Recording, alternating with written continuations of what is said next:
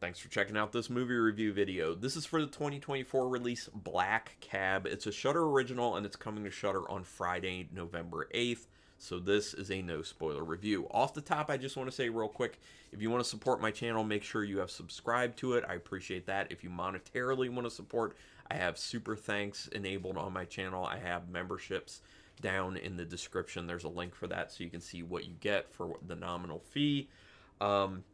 Thumbs up on videos is always very helpful to help out with that YouTube algorithm, and you can hit the notification bell button if you want to know when I'm putting up new videos. That aside, let's get to this one. Directed by Bruce Goodison, who did a bunch of TV documentary episodes. Nothing that I've ever seen, probably nothing that you've ever seen. So, first feature film for this individual, and actually from a directorial standpoint, I think handled pretty well, honestly. He handled the talent pretty well as far as their performances go. Visually, it looks pretty solid, in my opinion, especially for a first feature film. This is written by Virginia Gilbert, who did A Long Way From Home, Silent Witness, and Reawakening, which are not films that I'm personally familiar with, so don't know this individual's work. Again, it's a Shudder original coming Friday, November 8th. Synopsis. This is about a couple who's having some issues, and those issues end up being talked through a little bit throughout the film, and they are going home one night. They call a cab, an actual cab. This takes place in, I believe, the London area, I want to say. They call a cab. The cab shows up. It is a black cab driven by a character played by Nick Frost. And they get in the cab, and then things go awry. This is a horror film. Basically, the cab driver isn't necessarily who they thought he was, and it's all about what is this individual's end game, what is going on. So, I'm not spoiling anything by telling you that much about it. That's literally what the synopsis is on IMDb. If you watch the trailer, you know even more than that about it. So yeah, trailers, they always give away way too much, so don't do that. Well, I mean, you can if you want. I typically don't, because I want to go in knowing as little as possible.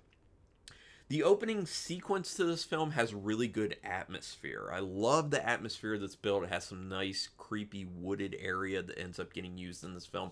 Not just in the opening sequence, but we end up revisiting that later in the film. So that looks great, and it's in the dark as well, and they did a really good job with the score, kind of enhancing that atmosphere. Some of how they handle the camera work also helps with it as well in the beginning and when they revisit it at the end. So I really like their atmosphere building and maintaining within this film. Camera work is handheld when it doesn't need to be at times, which is something that really drives me up a wall. This creates some very distracting shakiness in certain scenes. Now, as the film goes on, that starts to go away a little bit. It's primarily in the beginning of the film.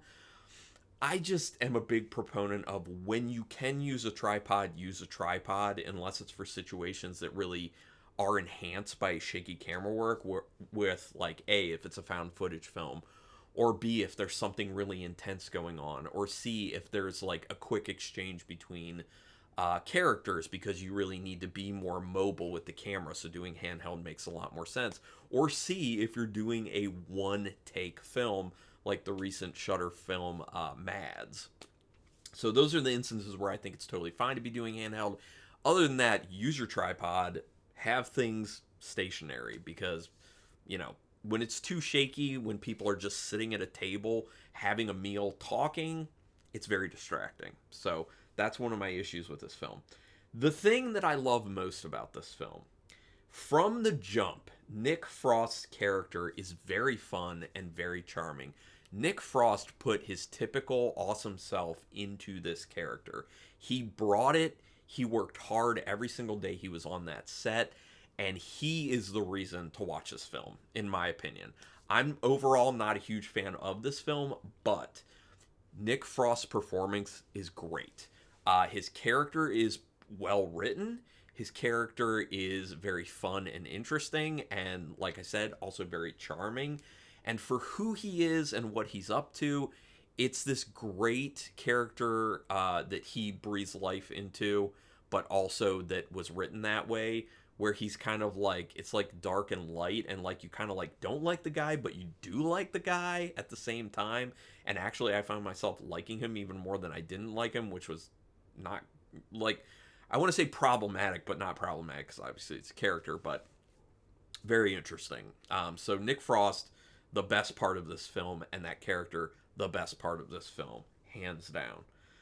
The dialogue is also pretty well written. So from a script standpoint, characters are pretty well written, except for the husband. I don't think the husband's character is that well written.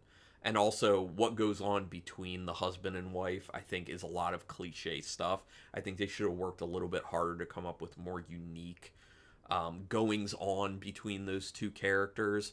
But the wife has good depth to her. The cab driver, Nick Frost character, has good depth to him and is very interesting and well written. And the dialogue is very well written. I love the dialogue, especially when Nick Frost is doing it, because his character has the best dialogue in the entire film. It really just ends up feeling like it's the Nick Frost show, which honestly is fine with what it is, except for the fact that I wish there was a lot more story to this film. Yeah. Things play out very slowly, and what happens between the couple is a lot of cliche stuff, like I already said. That doesn't help anything, because the stuff between the couple is kind of like, and then also between the cab driver, is kind of slowly worked out, but all that stuff is not really that interesting. And the pacing is so slow, it feels like you're just constantly stuck going through the same situations over and over and over again with these three characters. So it's just, pacing is really terrible, unfortunately. And the film is an hour and 28 minutes with credits. So it's not a long film, but it feels a lot longer than it is. And that's obviously an issue. There are a few interesting visuals in this. This goes back to what I was saying about, from a directorial standpoint, for being a first feature film. Pretty well taken care of there. There are some interesting, spooky, scary-ish visuals that end up getting done, that are done in, a stylish manner, so I was happy with those. I do like the score, actually. I think the score, composition-wise, is quite good. They don't go over the top with how they use the score. They don't scream at you by cranking the volume up to 11, which I'm a fan of. I love being more restrained with the score. And like I said, the composition is really nice, especially the composition of the final song in this film, which is heavy on synths. I love a heavy synth song, and the entire score is not heavy with synths, but that final song is, and it was pretty cool. I would just like to listen to that song, honestly. If it's available on Spotify, I'm going to look for it because it's pretty cool. The ending is kind of interesting. Don't love the ending. I know what they were going for. It's a little too simplistic, in my opinion. It's just not enough payoff for how slow this film was.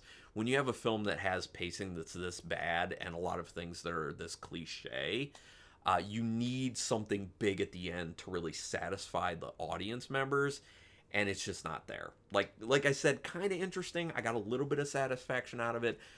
Thankfully, I don't feel like I totally wasted my time watching this film, but I do feel like some of my time was wasted watching this film, so that is a problem. This needed to be a short film. That's what I'm going to close on. I really think this just needed to be a short film. It would have been so much better. Actually, this would be an awesome short film, because you don't need to go super deep on the story, and there isn't a whole lot of story to this one, unfortunately. So, but what little interesting bits there are would be magnified by the fact that you're not bogging it down with a bunch of scenes that just feel the same. So anyway, out of 5 stars, half stars in play, I'm going to give it a 2-star rating, unfortunately, but would love to hear from you at this point. If you've seen this film, or if you go and see it and want to come back, go ahead and put it in the comments. We can talk about it if you loved it, hated it, or you're in between. Always down to hear differing opinions. Yeah, just let me know and we can have a little discussion. Also, if you just want to comment about whatever, I'm fine with that too. If you just want to interact, talk about other films, talk about something else, totally good. But regardless, thank you for taking your time to watch this. I appreciate it. And until next time, keep it brutal.